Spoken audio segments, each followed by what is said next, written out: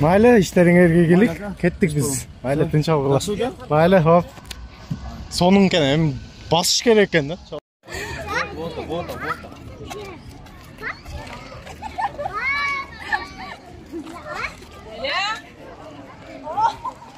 Berildi. Ağa jергilиктүү бюджеттен 18 миллион 600 миң сом акча каражаты жумшалды.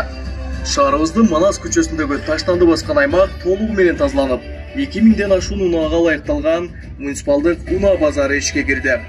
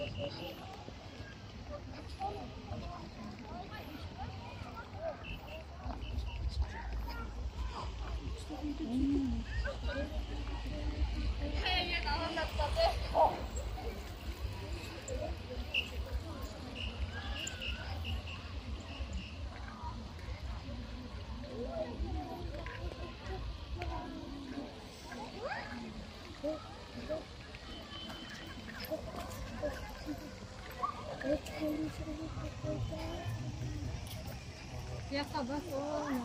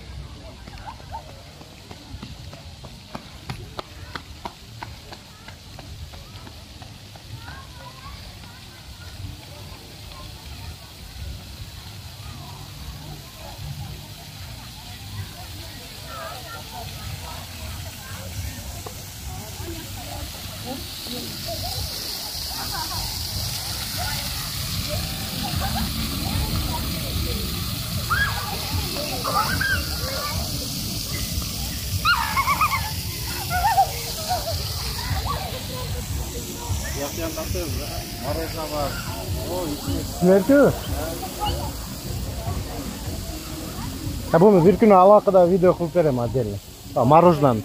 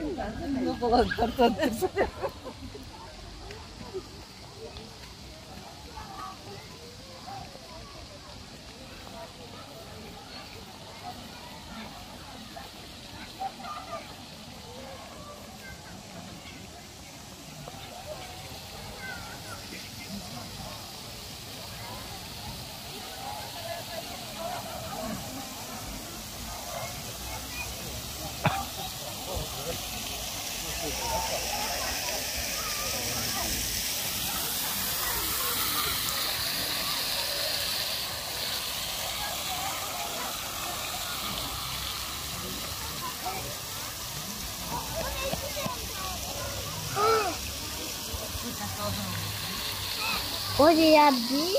Uhum.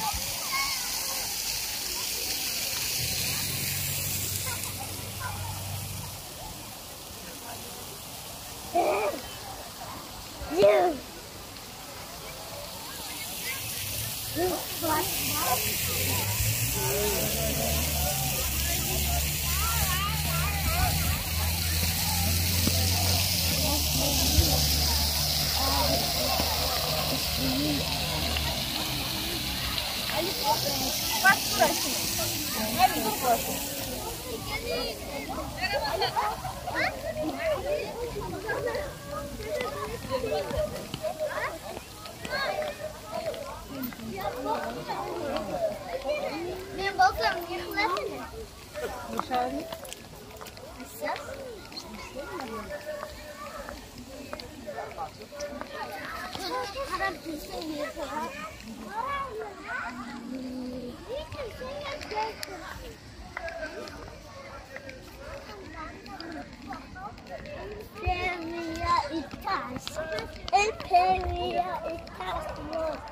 Uhum.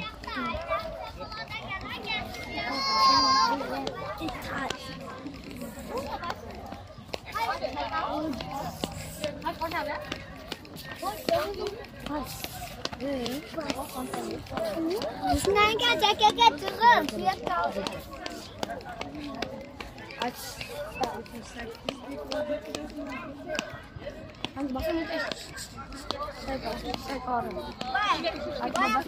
Adamlardan İçiga kiygisiydi, anam cig'amizni paydaxtasim davlat jamildi.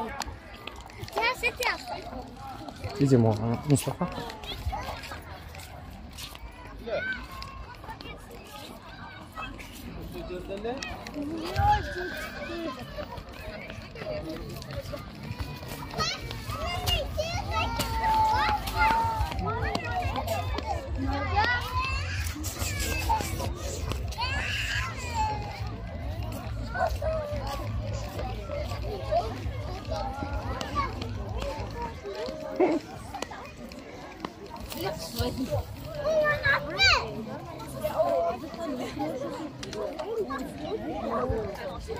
Ben kalkıp kışında yiyeyim var. Ben hazır 4 gün batır albayım.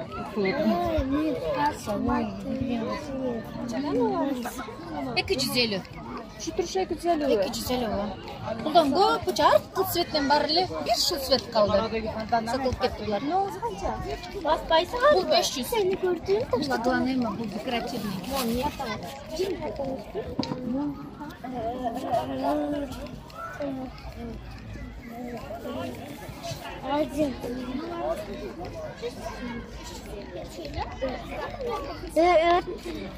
O dayak koy. Sizlar ham kelib kelsanglar kerak.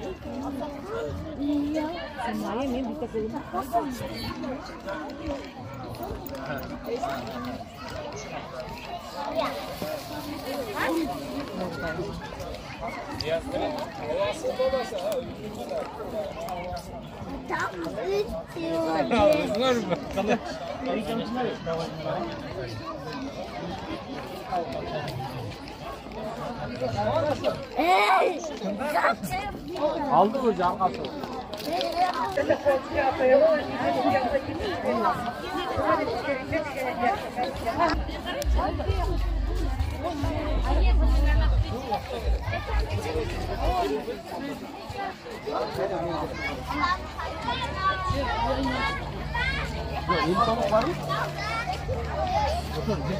Buni turishni yerga kerak bizga chaqir. Voda, al.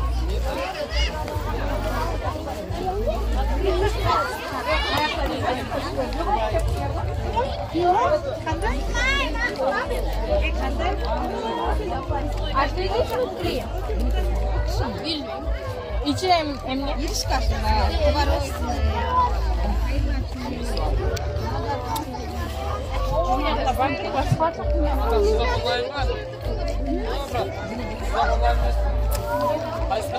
X'lanıyor. Tinchar oli sirtdan jebeliyor. Yoqqan jebeliyor. Nasıl mı?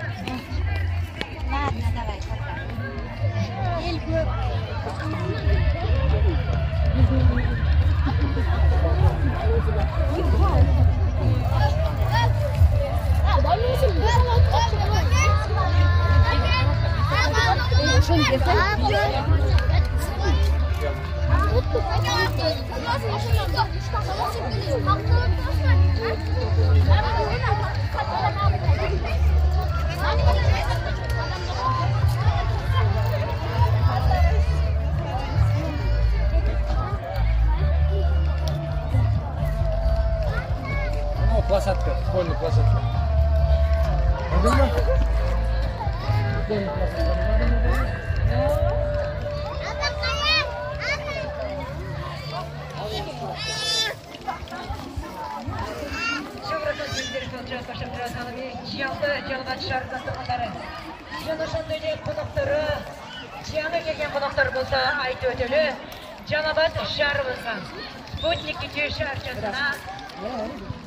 Sizlerge ma'lum bo'lganday tuman bayda Andijonda bazı çaldı.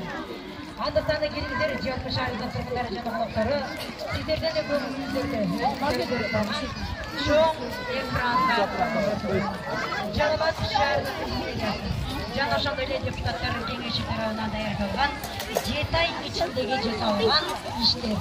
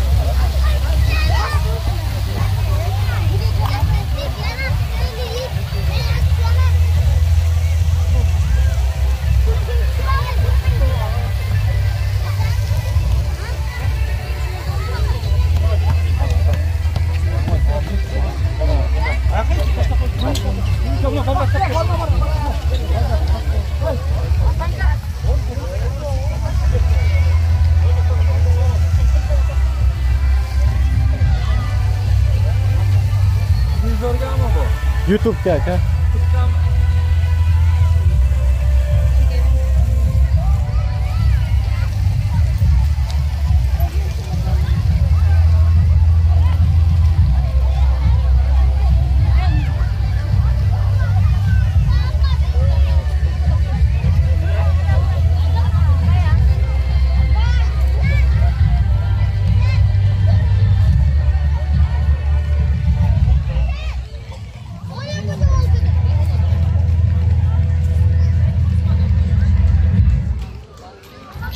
Şarının 2020 yılındaki büdjeti 435 milyon 422 bin so'm bo'lsa, 2021 yılı şar büdjeti 108 milyon 143 bin so'm ko'payib 543 milyon 565 bin so'm o'tdi.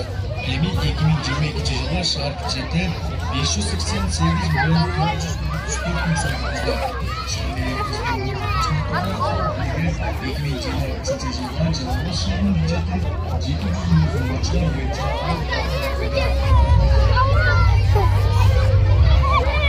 Jalolabad şarında 2021 yılı tekstür işgalçılar 321 cumuş ordu'sunda. Bunda satışlarında 41 işgalçılar 98 cumuş ordu'sunda. Müdürcek tarmağında 14 işgalçılar 9 cumuş ordu'sunda.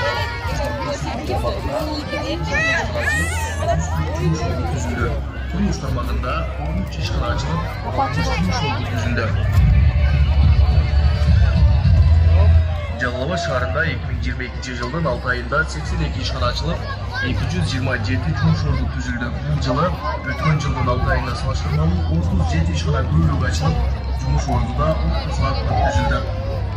Kısmat ko'rsatuv tarmağında 31 işgal açılıp 83 cumuş ordu tüzüldü. Kuruluş tarmağında 5 işgal açılıp 16 cumuş ordu tüzüldü. Suda satış tarmağında 29 işgal açılıp 59 cumuş ordu tüzüldü.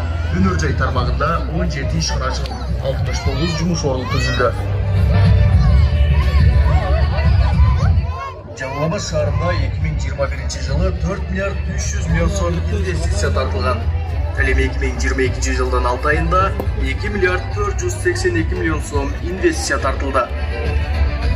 2022 жылы Жалал-Абад шаарында жергиликтүү бюджеттен бир катар ири курулуштар аягына чыгарылса, дагы бир топ курулуштар учурда кызуу жүрүп жатат. Атап айтканда, шаарыбыздын Айгырайып аймактык башкаруусуна караштуу Төшкүчү айылына 100 орундуу 2 кабаттан турган заманбап бала бакча курулуп пайдаланууга берилди. Ага жергиликтүү бюджеттен 18 миллион 600 миң сом акча каражаты жумшалды.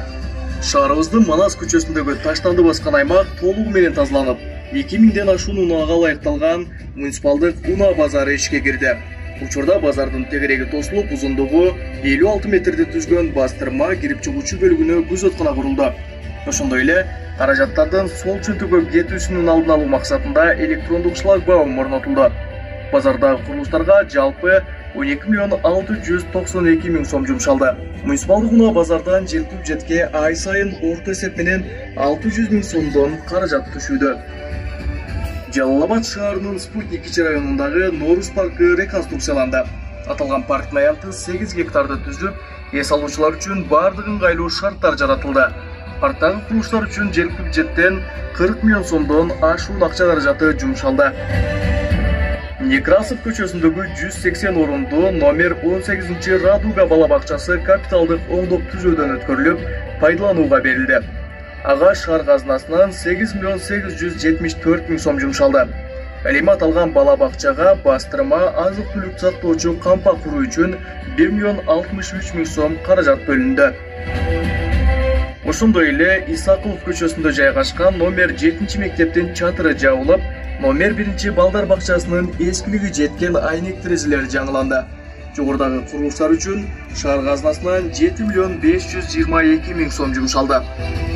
Жалал-Абад шаардык мэриясынын жол башкармалыгы тарабынан 4 чакырым жолго асфальт төшөлөт. Ошондой эле 10 чакырымдай аралыкка тротуар, 5 чакырым аралыкка темир бетон арык жаткыруу пландалган. Учурда бир катар көчөлөрдө курулуш иштери аякталса, дагы бир тобунда кызуу жумуштар жүрүп жатат.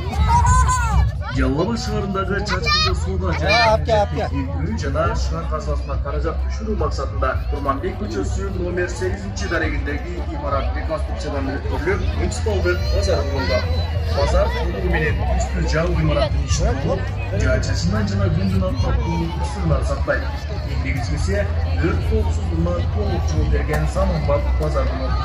Анын ичи 9220 чарчы метрге түзсө, окуучу жайы 5200 чарчы метрге түзөт.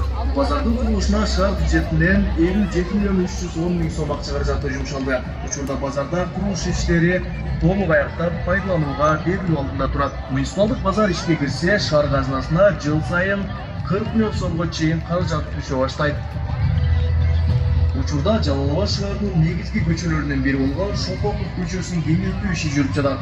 Аталган көчөнүн узундугу 1167 метрди түзүп, жол 21 метрге кеңейтүүдө. Анын алкагында жолдун эки тарабына тротуар, темир бетон арыктар, жарыктандыруу жана жашылдандыруу иштери жасалат. Ага жергиликтүү бюджеттен 42 миллион 708 миң сом сакталууда. Далысына эле иши шаардагы Батисиев көчөсүнүн 450 метр аралыгында да жүрүп жатат. Аталган көчө 20 метрге чейин кеңейтилип, тротуар, жарыктандыруу, бетон арыктарын куруу иштери жүргүзүлөт. Ошондой эле шаардын Айгырайып аймагындагы көчөсүнө 50 орунду бала бакча курулган. Ага шаар казынасынан 17 миллион 754 миң сом сакталып жатат. Эми номер 15 бала бакчанын азык-түлүк сактоочу кампасын түзүү, мектептин жылкы системасын оңдоп түзөө иштери жүргүзүлүүдө. Жалал-Абад шаарынын түндүк тарабынан берилген шаардагы айрым базар кылган тургунда шаар казынасынан 1 миллион 828 миң сом сакталып жатат. Жол жүргүзүүчүлөрдүн жылы 2022 жылы шаар аймагында 10 чакырым аралыкка тротуар, 5 чакырым аралыкка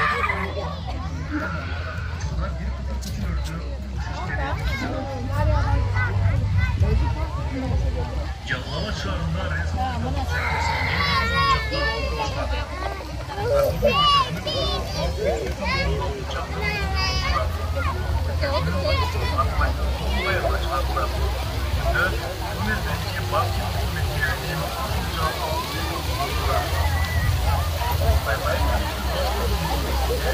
Evet.